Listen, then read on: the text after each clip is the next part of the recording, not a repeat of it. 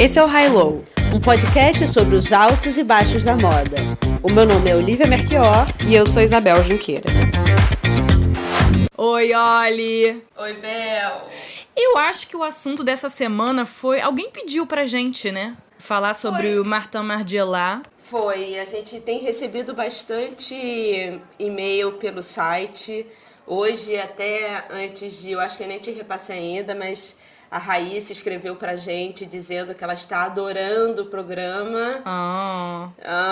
Raíssa, obrigada. Um beijo. E dentro desses pedidos, dessas mensagens que a gente tem recebido tanto do Instagram quanto pelo site, veio... A gente tinha pensado em fazer Dior, né, Bebel? Sim, mas aí Olivia, quando teve essa sugestão no Margiela... vamos fazer Margiela. Olha, eu acho que depois do Kanye West, a Olivia é a maior fã do Margiela. Não, tem muitos, aliás, Isabel, tem muitos. São muitos, mas você lembra, acho que deve ter uns 2, 3 anos, quando, eu nem sei se o Kanye West ainda tem Instagram, acho que não, mas ele, nessa época ele tinha, e de um dia pro outro ele postou 99 imagens antigas do Margiela, você lembra? Eu lembro. Eu acho que o Margiela tá pra ele assim como a Versace, a Versace e o Jean Paul estão pra Kim.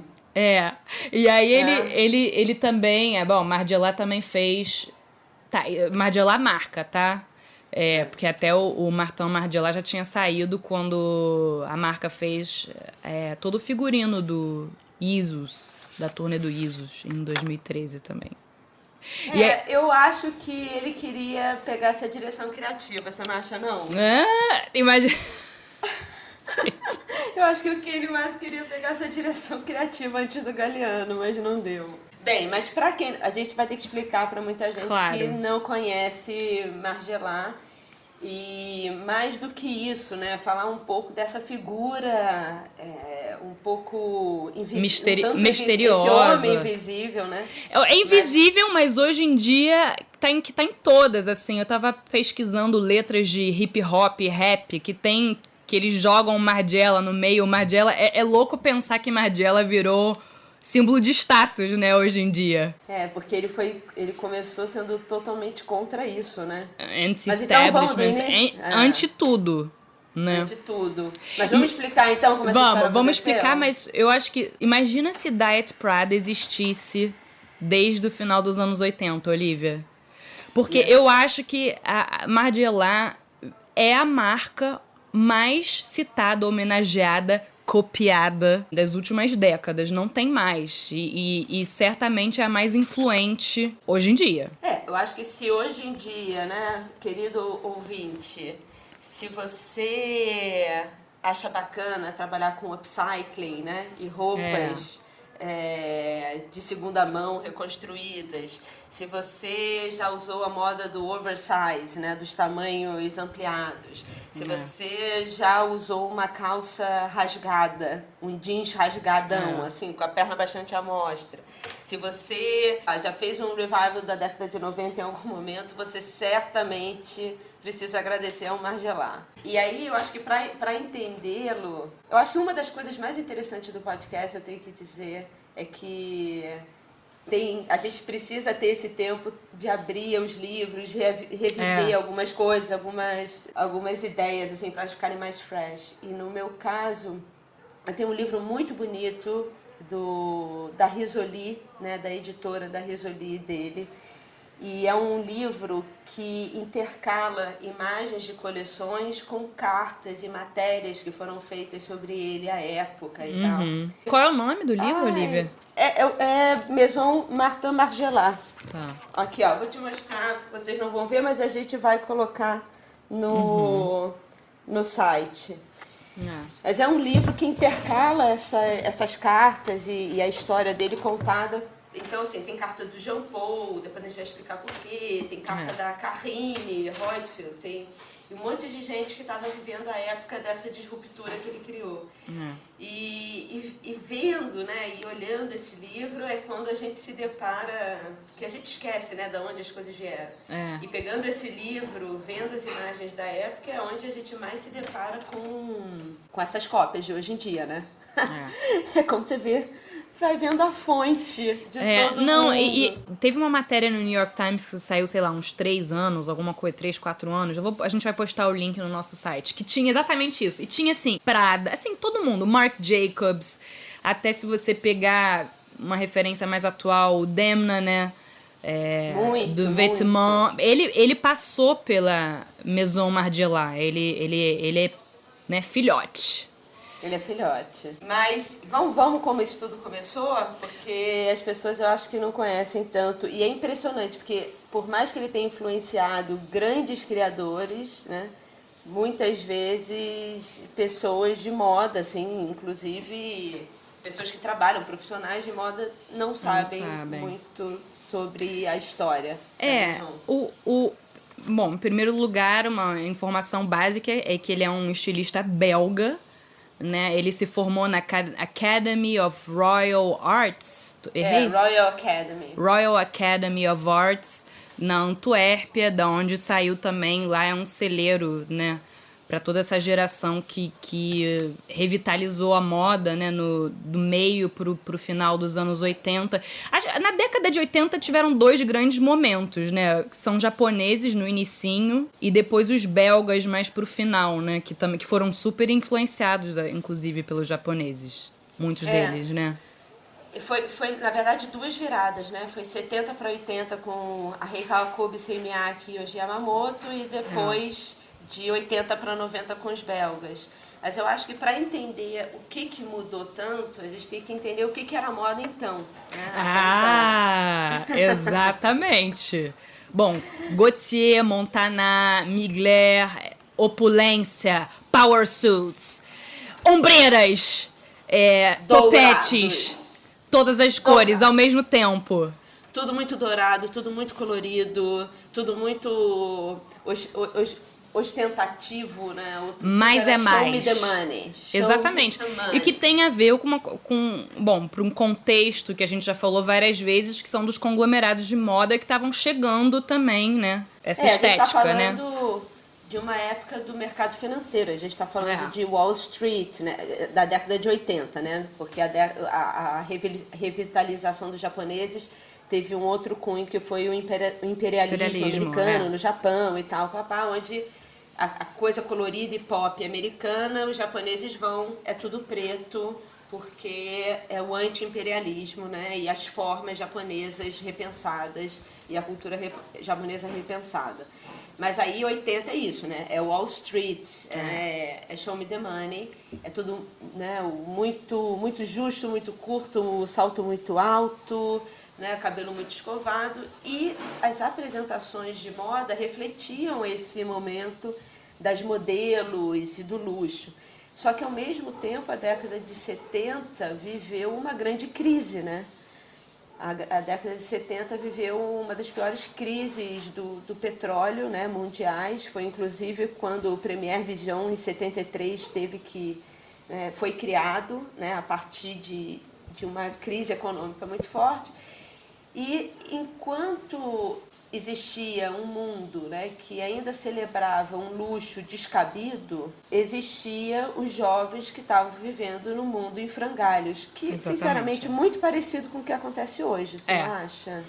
Né? E, então, na verdade, queria se vender um mundo pela moda, né? Estou falando de 70 indo para 80, né? Porque é o momento onde esse pessoal, tanto Margiela quanto os 6 da Antuérpia, estão entrando na faculdade e estão vivendo esse mundo da década de 70. Então, por mais que a moda quisesse mostrar um luxo e glamour, o mundo estava em guerra, o mundo estava numa crise econômica e política muito séria, e a vida real não era mostrada nas passarelas, né? Realmente o que acontecia no dia a dia. E aí, um caso engraçado que eu acho muito importante para pontuar o que aconteceu nesse pulo da Margiela foi porque a Bélgica... Por que a Bélgica, né? A Bélgica é um paísinho muito pequeno e ele fica ali no meio, espremido entre grandes nações, né? E principalmente espremido ali na borda com a França, né? Já era esse celeiro importante da moda, que ditava a moda. E eu lembro que a diretora do MoMU, que é o Museu de Moda da Antuérpia, uma vez aqui no Brasil, no Rio de Janeiro, ela disse que até o final de 70 para 80, o Margiela se forma em 79, né? Ele, inclusive, ele se forma um ano antes dos 6 da Antuérpia, né? Isso. Então, assim, essa virada de 70 para 80 é um momento onde a Bélgica, você ser belga e botar no seu currículo que você vinha da Bélgica, te dava 50% de chances de não pegar o job, de não pegar o trabalho, né? Porque eles pensavam, belga, o que tem na Bélgica? A Bélgica não tem cultura de moda, não tem networking e tal, papá. E aí, depois dos 6 da Antuérpia, de toda essa revolução, ser belga, e depois a gente vai falar quem é belga hoje, que são quase todos os grandes Virou nomes, hype, né? Virou hype. Então, ser belga depois dos 6 da Antuérpia e do Margiela virou 50% de chance de você pegar o job. E virou um centro internacional também, né? As pessoas de fora vão estudar na Bélgica. Haider Ackermann, por exemplo, né? A Bélgica era esse paísinho espremido, só que a Bélgica sempre foi um polo produtor de tecido muito forte. Inclusive, no século XVI, o nosso pau-brasil ia para a Bélgica para atingir, né, os mantos reais e tal. Toda a coloração forte da realeza era produzida na Bélgica. E aí, eu acho que muito tardiamente, nesse momento da década de 70, quando existe essa crise mundial e as empresas têxteis começam a quebrar, a Bélgica faz um último suspiro, que é criar um concurso chamado The Golden Spindle Awards, né? Aonde a Linda Lopa, que está viva até hoje, que era diretora de moda até então da Academia da Antuérpia, hoje em dia ela está na Polimoda italiana, ela tem essa possibilidade, né, de fazer um concurso e de criar uma identidade de moda belga. Porque até então, boa moda era copiada da França, né? Era copiada de Paris. E aí, na verdade, foi uma junção de todo um país, de toda uma indústria, né? Porque teve aporte do governo, aporte das tecelagens, e junto com a academia de moda, junto com a faculdade de moda, com a escola, eles foram financiar novas ideias. E aí, a partir daí, surgiram figuras como o Martin e todos os 6 da Antuérpia. E, inclusive, eu estava lendo, antes da gente começar a gravar, uma matéria que eu lembro que quando saiu, eu dividi com você, sobre a Jenny Meirons, que é a sócia dele. Né? Saiu um perfil dela, deve ter uns 2 anos ou 1 ano, alguma coisa assim, vou botar também no link. E eles se conheceram através desse prêmio. Porque ela fazia parte do júri, e eu acho que... Eu não sei se... Eu acho que o Margiela não ganhou, e ela, tipo, bateu boca com o resto do pessoal, porque ela achava que ele era o melhor e tal. E foi assim que... E depois ela continuou, né, seguindo a carreira dele, porque ela tinha uma loja, se não me engano, na Antuérpia, que era muito importante, muito... avant-garde e tal. Ela, inclusive, foi ela que abriu a primeira loja do Comme des Garçons também, na Antuérpia. E foi assim que essa relação dos dois... Porque eles abrem juntos, né, a Maison Margiela em 88. Isso eu acho muito importante de ser dito, né, porque quando a gente pensa numa figura tão disruptiva como o Margiela, ele não acontece sozinho, né? Ele é alçado via uma movimentação de todo um país, de toda uma indústria, né, que está procurando um nome. Ele encontra essa figura, né, que sempre fica ali por trás dele, mas foi uma figura importantíssima. Importantíssima. Né? E assim, só para deixar claro, não é uma pessoa milionária que está injetando dinheiro, não, tá, gente? É uma pessoa que facilita a visão deles, né? Porque não é dele. O Margiela, o diferencial dele é porque ele sempre quis focar no nós, não no eu. Não existe eu, né? Com o Margiela. E ela era simplesmente uma facilitadora do aspecto de fazer acontecer mesmo o negócio, né? Negócio. Isso, Mas ela não era uma milionária. Eu só queria deixar isso claro. E o que eu acho interessante, porque até hoje, né, muitos estilistas novos caem nesse erro, né? De serem os gestores e os criadores, né, da marca. E uma das coisas que a gente vê ao longo de todos esses podcasts que a gente faz sobre perfis de grandes personalidades é que todos eles encontraram o seu match de business, né? Então, eu acho que no caso do Margiela foi bem no iniciozinho, e o importante é encontrar uma pessoa como ele encontrou, que tem uma visão de moda como você, mas que também não vá competir, todo mundo saiba, né, ser criativo dentro da sua área, mas ela contribuiu imensamente para o que ele se tornou, né? Então, por exemplo, a história, né, eu acho que a Maison toda, quando a gente está falando da coisa de sem grana, mas um dos pontos altos, eu acho, do início da carreira deles eram os convites, né? Eles têm essa história dos convites que é muito interessante, porque até então os convites eram super luxuosos, né? Com caligrafia, aquela coisa toda pomposa. Convite de casamento, quase, né, Isabel? Assim, uma coisa assim, super, assim, querendo ostentar. E qual é o seu favorito? Eu acho o primeiro muito inteligente. O primeiro qual é? É o do... Telegrama. Ah, o Telegrama. Eu adoro aquele que é o anúncio no jornal gratuito. Eu também adoro. Vamos falar dele. Mas, então assim, eles estão começando, vamos abrir uma marca e a inteligência deles é exatamente falar, olha só, a gente acha cafona essa coisa desse convite de casamento, essa coisa, porque o nosso mundo não fala isso, a juventude está falando sobre outra coisa. E ao invés de querer se equiparar, o que não conseguiria, porque não teria o dinheiro suficiente para fazer, eles vão para um lado radicalmente oposto. E essa história do telegrama é interessante, porque na década de 70 ainda usava-se telegrama, né? Essa virada de 70 para 80. Só que o telegrama ele sempre chegava com bad news. Né? Alguém morreu, né? A gente está falando da guerra, né? Da guerra do Vietnã. Então, o telegrama era para avisar que alguém morreu, ou sei lá, alguma coisa ruim aconteceu, era bad news total. E aí o primeiro desfile deles, eu acho isso metaforicamente lindo, né? É muito poético, porque eles estão falando sobre uma nova visão de moda que traz a rua, que traz o desconstruído, que traz essa visão grunge, um pouco, inacabado, né? Inacabado e tal. E aí eles enviam um telegrama, tipo assim, bad news. A coisa mudou. Uma coisa vai mudar. E essa ideia foi dela, né? Muitas ideias, né, foram dela. Mas assim, porque a gente pulou do ano em que eles se conheceram, que foi 83 para 88, quando eles fundaram a marca, mas entre esse período, né, aconteceram várias coisas. A principal é que ele era assistente do Gaultier, né, ele trabalhou com o Gaultier acho que 4 anos, né, 3 anos, isso quando o Gaultier estava no auge, né, no meio dos anos 80, e o Gaultier diz que ele era o assistente favorito dele, já veio pronto. Mas ele não queria, nessa carta desse livro aqui da Risoli, tem a carta do Jean Paul pelos 20 anos deles, que eles se conheceram e tal, e ele fala que ele saiu, se formou e ele foi pedir trabalho, né, pro Gaultier, e o Gaultier falou, não precisa, você não precisa estagiar comigo, você já está pronto.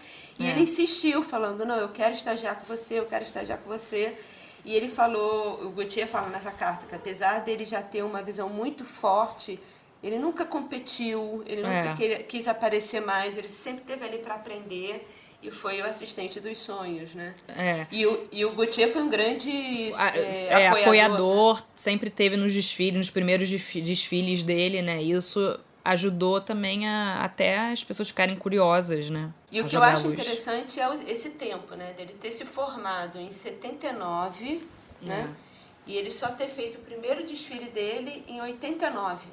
Então, são 10 anos que ele foi procurar conhecimento, networking, e né, foi conhecer as pessoas para estruturar a marca. O Margiela não era exatamente dos seis, não fazia parte, ele era meio que apêndice, né, dos seis da Antuérpia. Porque ele se formou antes. Ele se formou em 79, e aí só depois veio a turma do grupo. Então, ele pegou ainda a construção, mas a cabeça não tinha ainda se generalizado, sabe? Eu acho que ele foi uma grande referência para todos que vieram depois, mas eu só acho interessante a gente falar dos seis da Antuérpia para quando a gente fala do Dries Van Noten, né? Quando a gente fala da Anne Melumester, Walter van Beirendonck, que hoje em dia é o diretor da Escola de Moda, né, da Royal College da Antuérpia, mas que... E aí tiveram outros 3 que, né, não resistiram ao mercado tão fortemente como esses outros, mas que, por mais que o Margiela não fosse desse grupo, esse grupo em si foi o que mudou essa ideia da cultura belga de moda, né? Essa identidade belga de moda. Mas eu acho que talvez eles possam voltar a falar do cartão de visita. Né? Então, quando ele e a Jenny pegaram esse tempo pra pensar, né, em como seria a marca, falando do cartão de visita em branco e da etiqueta em branco, que tem tudo a ver, né, não ia ter o mesmo impacto uma etiqueta ou um cartão de visita escrito Maison Margiela, uma marca... Da forma tradicional, né? Exatamente, uma marca que queria priorizar o design da roupa e não a personalidade do estilista. Mas isso eu acho interessante porque nos dias de hoje a gente pode comparar também esse tempo. Isso que eu acho interessante trazer o Margiela, porque várias pessoas dizem hoje que se você não estiver nas redes sociais, se você não se mostrar no Instagram, se você não trabalhar fizer colaboração com fulano, cicrano, se você não for uma personalidade, a sua marca não vinga. Você precisa se tornar você o produto para sua marca vingar. E a gente acha que isso é novo. Não, nessa virada